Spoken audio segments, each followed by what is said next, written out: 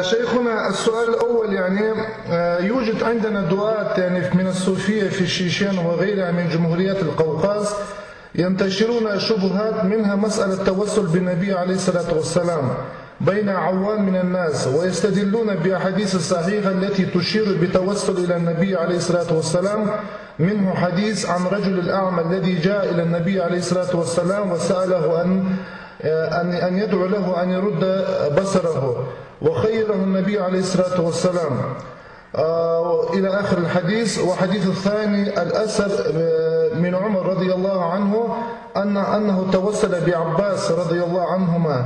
ما تحقيق يعني في هذه المسألة وكيف نرد على هذه الشبهة أثابكم الله يا شيخ؟ هذا توسل بدعائهم في حياتهم، توسل بدعائهم في حياتهم، وهذا يعني مشروع حتى مع غير النبي ومن غير العباس. ممكن أن إذا رأينا في رجل صالح يعني توسلنا به الصلاح نقول ادعوا الله للمسلمين، ادعوا الله للمسلمين. أو يقول один человек пришел к посланнику Аллаха, саллиллаху алейхи вассалам, и сказал: «О посланник Аллаха, проси Аллаха, чтобы он вернул мне зрение». Посланник Аллаха, саллиллаху алейхи вассалам, ответил: «Я это сделаю, но если ты потерпишь, будет лучше для тебя».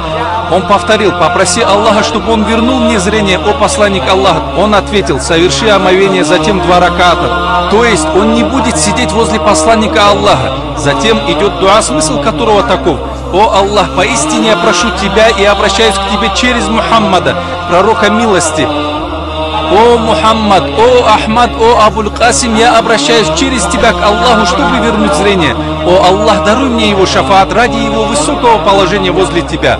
Это посланник Аллаха научил человека совершать тавассуль. Но если скажут, что это было при жизни, а не после смерти пророка, мы говорим, это хукм общий, а чтобы сказать, что он частный, нужно доказательство этому. Он говорит, что доказательством является то, что Умар совершил тавассуль посредством Аббаса, и что оставление Умаром тавассуля посредством посланника Аллаха является доказательством недозволенности. Мы говорим, что такое никто из ученых усуля не говорил. Это новое изобретение. Оставление может рассматриваться в шариате только при наличии контекста указания. Иногда говорят, что тавассуль разрешен, но только посредством посланника Аллаха. Мы говорим, что на возможность тавассуля не только посредством посланника Аллаха указывает тавассуль Умара посредством Аббаса. Это приводится в Бухари. Посмотрите, кто лучше, Умар или Аббас? Ну же, Умар, конечно. Мы недавно об этом говорили. Кто самые лучшие сподвижники? Абу Бакр, Умар, Усман и Али. Значит, сподвижник Умар лучше, чем сподвижник Аббас. Но тогда почему он совершил тавассуль посредством Аббаса?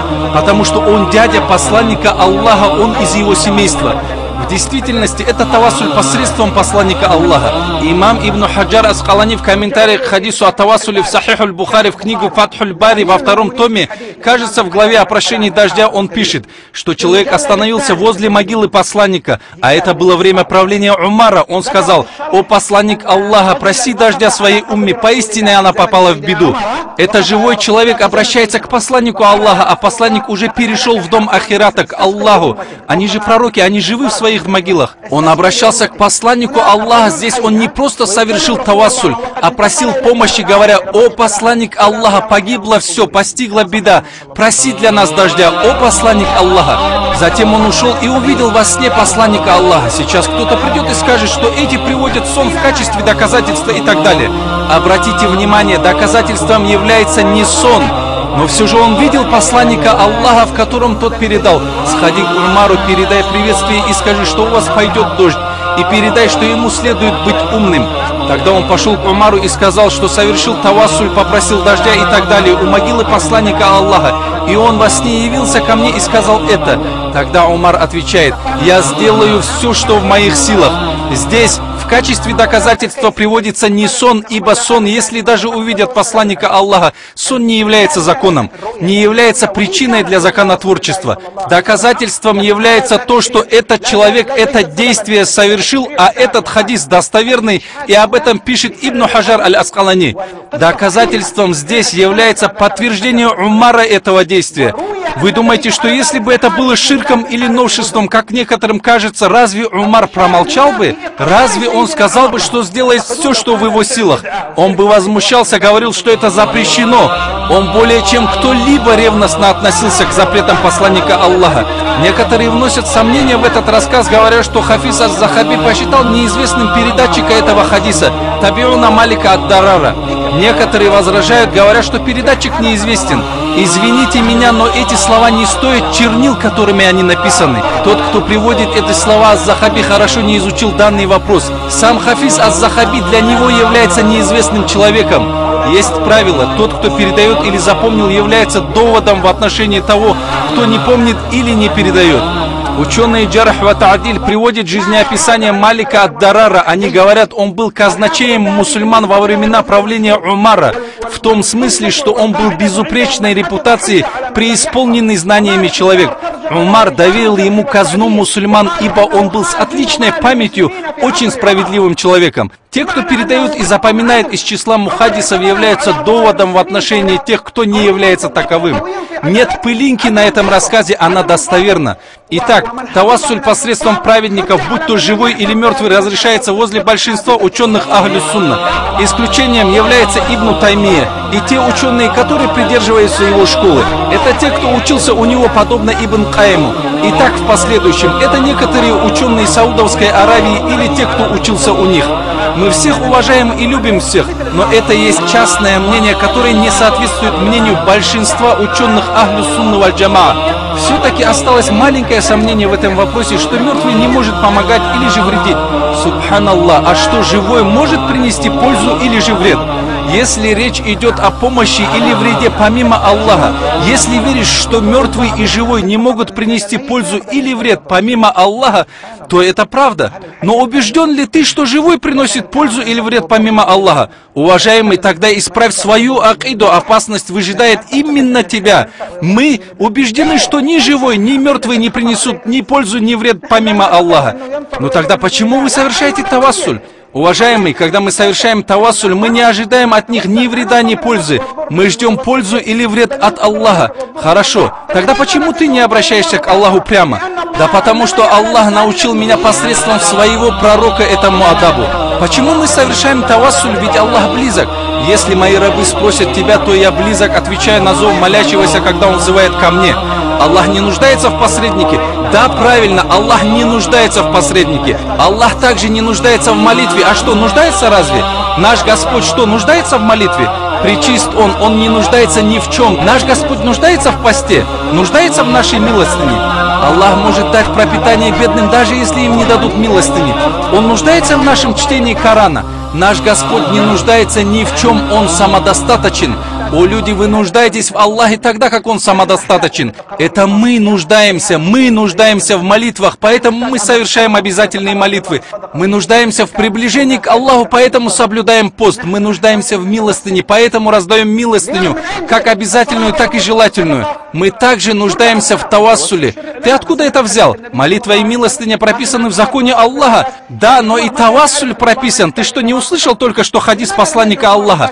Ты не услышал, что Умар совершил тавассуль посредством Аббаса? Умар что, не знал, что Аллах не нуждается в посреднике? Почему Умар обратился к Аллаху посредством Аббаса, а не прямо? Значит, вопрос неправильный. Прежде чем ответить, вопрос создает ложные сомнения в умах людей. Тавассуль совершается не потому, что Аллах нуждается в нем, он совершается потому, что мы нуждаемся в адабе в отношении Аллаха. Что же означает совершить тавассуль?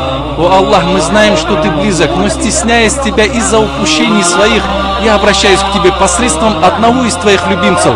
Это же самое случится и в судный день. Вы не прочли хадис о шафаате?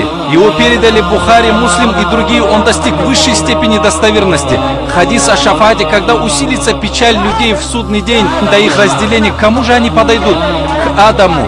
О Адам, заступись за нас. А в вводной версии Аль-Бухари, Сахихи, нескольких версий говорится, они попросят помощи истигаса у Адама. Субханаллах. Человек допускает тавассуль и истигаса в этом мире и допускает в судный день, но запрещает между ними. Как так? Ведь разрешается просить помощи Адама в ахирате, а также разрешается просить своего друга здесь же принести мне воду, когда наступит время ифтара. Также разрешается сказать: «О, Адам, заступись за меня». Можно сказать это тому, кто в этом мире. Также дозволено сказать в ахирате. И ширком является, если я скажу это тому, кто в могиле. Что это за знания такие? Как это принять? Говорят, что будут просить Адама помочь заступиться за людей. Когда мы придем в судный день, мы что, не будем знать, что Аллах не нуждается в посреднике? Да мы все знаем, что Аллах не нуждается в посреднике. Я ближе к вам, чем ваша сонная артерия. Он близкий, Он отвечает на зов молящегося. Почему тогда пророк рассказал нам, что все мы будем это делать? Почему? Потому что они имеют степень возле Аллаха. Аллах избирает из числа своих рабов того, кого хочет.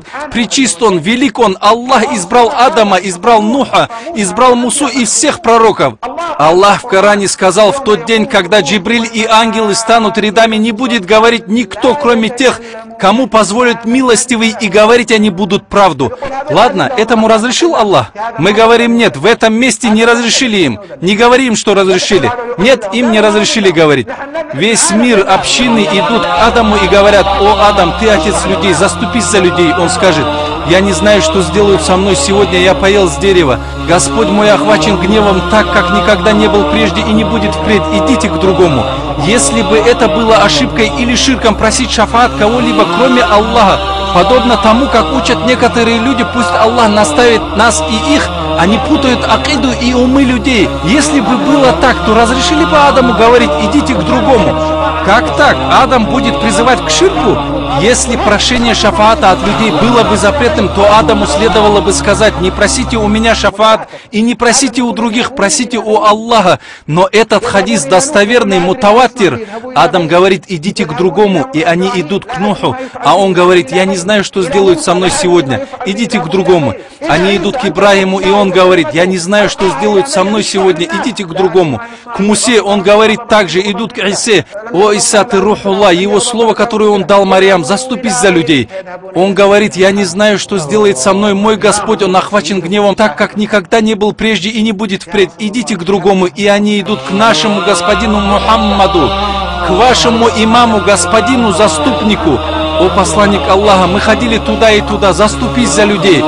Ведь он пришел с таухидом, он избран для таухида из числа людей. Если бы речь шла, как говорят некоторые, о запрете или ширке прошения заступничества, пусть Аллах убережет нас от этого, то он должен был бы сказать: «Нет, не просите у меня этого, просите Аллаха, чтобы Он принял мое заступничество за вас». У имама таухида, нашего господина Мухаммада, саллаллаху алейхи вассалам, он разве согласится с ширком?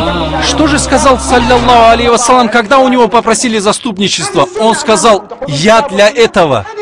Да благословит Аллах того, кто говорит такое, когда ни один приближенный ангел, ни один пророк не сможет это сказать: «Я для этого».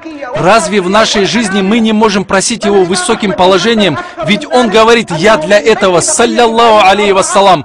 Вы хотите Коран и Сунну? Это и есть Коран, это и есть Сунна. Это и есть доказательство, на чем стоят большие мухаддисы уммы, большие факихи уммы из числа ханафитов, маликитов, шафиитов и хамбалитов. А имам Ахмад пошел еще дальше, разрешив принести клятву именем посланника Аллаха, саллаллаху алейхи вассалам, в отличие от других имамов. Обратитесь к книгам хамбалитов, таким как Аль-Мугни.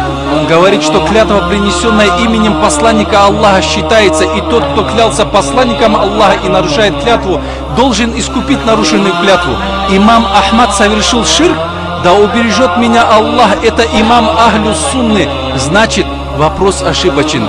Тавассуль разрешен, желателен и возможен посредством живых и мертвых, будучи убежденными в том, что ни живой, ни мертвый не может принести пользу или вред помимо Аллаха.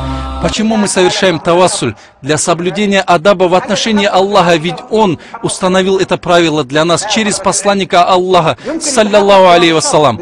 Более того, тот аят, который приводит те, кто запрещает тавассуль, а именно слова Аллаха: «Если тебя просят мои рабы, то я близок, отвечаю на зов просящего, когда он просит меня», то я должен сказать: уважаемые братья, читайте немного грамматики. «Если тебя спросят» — это предложение условия. Разве может быть условие без следствия? Ну же, уважаемые студенты, может быть предложение условия без предложения следствия? А где предложение следствия? Оно «я близок». А где глагол условия? Если что, если спросят. Спросят кого? Если спросят нашего господина Мухаммада, речь обращена к нему. То есть, если тебя спросят, то есть Мухаммада, обо мне, то я близок. То есть, если просящий придет через твои врата, то я близок. Если бы они, поступив несправедливо по отношению к себе, пришли к тебе и попросили прощения у Аллаха, если бы посланник попросил прощения за них, то они нашли бы Аллаха принимающим покаяние и милосердным. Значит, приближение к Аллаху, нахождение Его принимающим покаяние, привязано к приходу к посланнику Аллаха, привязано к испрашиванию им прощения грехов. Саллаллаху алейхи вассалам. Это и есть Коран, это и есть сунна. Некоторым людям это не нравится. Ничего, не делай, если не нравится, но и не отрицай действия людей, которые соответствуют Корану и Сунне. Также обращаюсь к тем, кто любит тавассуль. Не проявляйте чрезмерности в этом. Пророк совершал тавассуль, сподвижники совершали, табиины и семейство пророка совершали тавассуль. Но тавассуль относительно других их молитв занимал незначительное место в их обращении к Аллаху. Чрезмерности во всем этом не должно быть. Должны соблюдать умеренность. Уважаемый шейх, да благословит вас Аллах и воздаст вам добро. От имени всех присутствующих выражаю вам слова благодарности и просим вас завершить эту встречу молитвой.